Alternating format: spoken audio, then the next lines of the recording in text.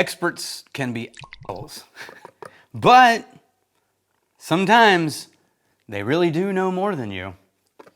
And that's a hard fact to accept sometimes.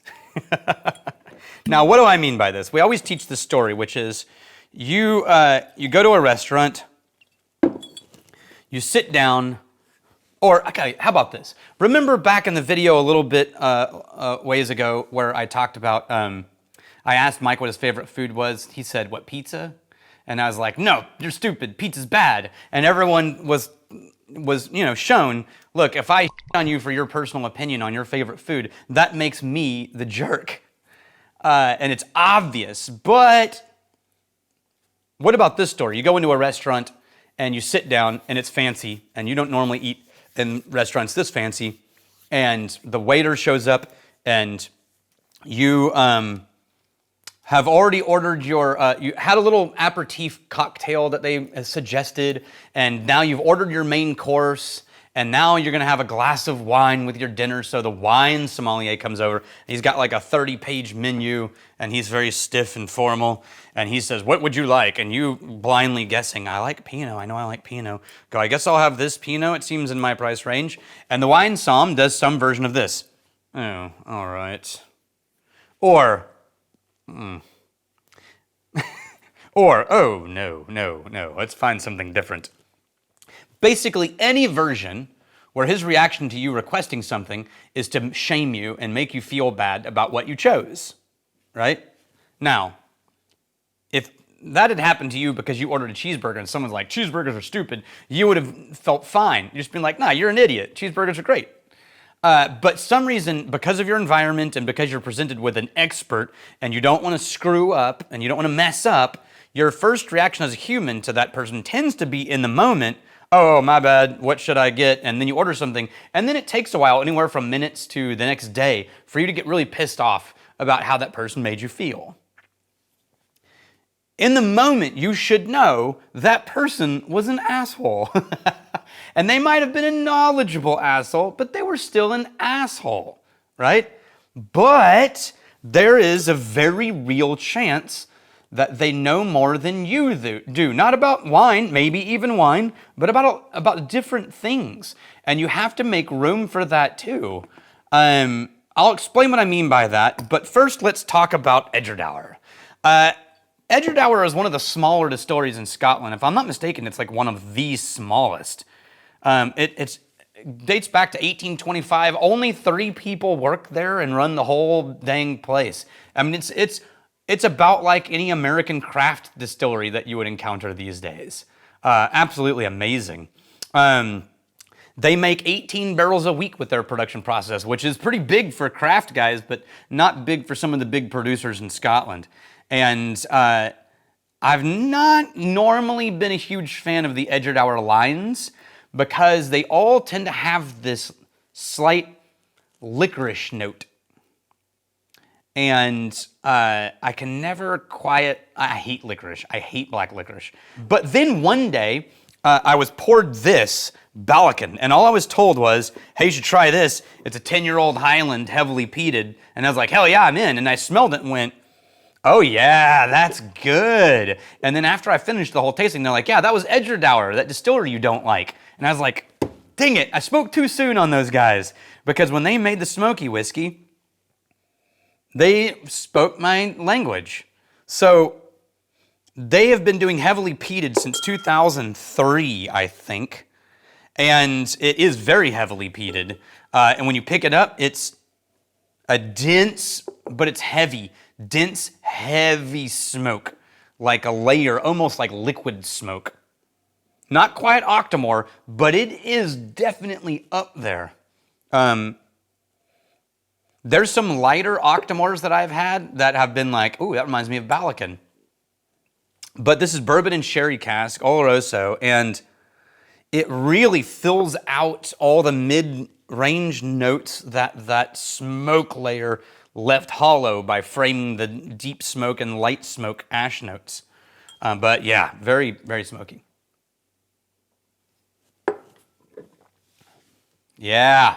Now, there is a little bit of that slight prickly Edradour house note that is, it becomes almost a licorice note, but in here it doesn't become licorice. It becomes something else. What is it? I don't know. It's not quite pepper, but it's a little bing, a little spicy that has nothing to do with the, well, it probably is coming from the smoke, but it's not bleeding into the quintessential smoke flavors. It lives on its own in between the fruit that's coming from the malt and the fermentation and the sherry and the smoke that's coming from the peated grain. But this very much smells and tastes like, even at 10, you can get notes of, if you've ever, and you should try this, if you can order it online, get peated grain, peated barley, and just grab a handful and hold it to your nose, and it smells so good. And this actually has those notes, to me, of a handful of peated barley, still alive in this glass. I'm gonna add a little bit of water.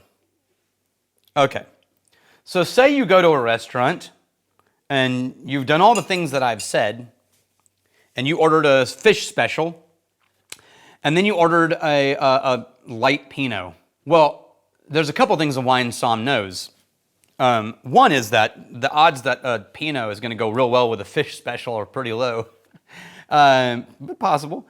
But also, he knows something you don't know, which is that the kitchen is using a vinegar sauce in that fish special. And you probably shouldn't even drink wine with it at all. That really vinegar forward and balsamic note is going to really just go obliterate or toe-to-toe with any light, delicate beverage that you put with it. So you have to be really careful about how you pair that. Now, a good wine som, and I've known many, will thread that situation delicately to try to let you know they know something that you, because why? They're protecting you from being surprised by your choice in a negative direction. That is literally their job. They have to figure out a way how to thread that needle of information without putting you in your place or making you feel bad. They can do that with a series of questions. Like, for example, what do you like about Pinot? Do you normally order Pinot? Yeah, and if you know what you're doing, you can say, oh, I really like when it gets this like really rich fruity, because Pinot can be kind of light and it can be dark and heavy. It depends. And so they can go, oh, well, good, because that Pinot that you chose is that thing, and which means you're going to love it. I forgot to mention this when we were talking about the specials, so my bad, but the fish has a vinegar sauce on it, and it's going to just wipe out any wine that I pour you, especially a Pinot. And I'm so sorry. Now, immediately like, oh, that's fine, but you're not thinking, oh, I feel stupid, right? And then say, if you wouldn't mind, could I recommend something that I think would go really well with your main course? And then when we're finished with that, I will bring you that Pinot that you ordered because I would hate for you to miss out on it. Now, immediately you're all in on that storyline, right? Why? Because he took knowing more things than you about what? Not even wine, about the kitchen, right? Experts sometimes know things about their situations, and that's a very real thing that they have to thread. As an expert in any category, you have to be very careful about how you wield your knowledge, but also as a normal person, historically right now in the time that we live in, there has been a little bit of a pendulum swing to on the experts, right? Why? And we were a part of the charge when we fought against the super experts being the only ones who are allowed to taste things by saying the definition of good whiskey is whiskey you like the way you like to drink it, by arming everybody with the knowledge that if you like it, you know enough about something to enjoy it, right?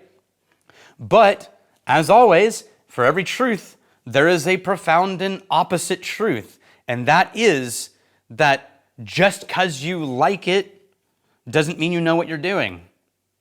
And there has been this tendency in certain circles, not just whiskey, in the world, to on the experts and be like, whatever, I got practical book, common sense knowledge and street knowledge and street smarts. Who gives a about your book learning? But the reality is that in book learning, you learn things. And that's just how it works. And when you study and you read and you practice and educate and become a part of the process, you do know things, and it matters knowing things. And for a lot of world history, those are the people that got put in charge of things. And we're living right now in an era where everyone's sort of just like, screw you, I want the common, I want everyone to be normal and on the same playing field and to not get above their, upbringing and not to talk down to us like we don't know what we're doing. And it's really just a fight on both sides. So don't forget that, like, someone who has put in decades of training, they know more than you do. Now, they may wield it poorly, and that makes them an asshole, but they are still a knowledgeable asshole. And there's no point in pushing on that. Push back on the, hey, don't be a dick. What is it on the dude? Hey, Roger, you're not wrong. You're just an asshole. And then on the other hand, there's no downside to becoming a little more educated about the things you love, to try to understand what you love, to gain a deeper appreciation for what you love. It's both and, yeah? A little bit of water made this more smoky on the nose than it was before, which I kind of like. Oh, no, it ruined the palate. It made it kind of sour and overly sweet and tangy. Blech. Oof. No, don't do that. Just leave it the way it is. I mean, try it. You'll see what I'm talking about. Either way, thanks for listening to another one of my rants, and I'm really glad you're here. Cheers to you. Nope, not going to do it. If you like to see an amateur pretending to be an expert, that's what I feel like anyway, then like and subscribe.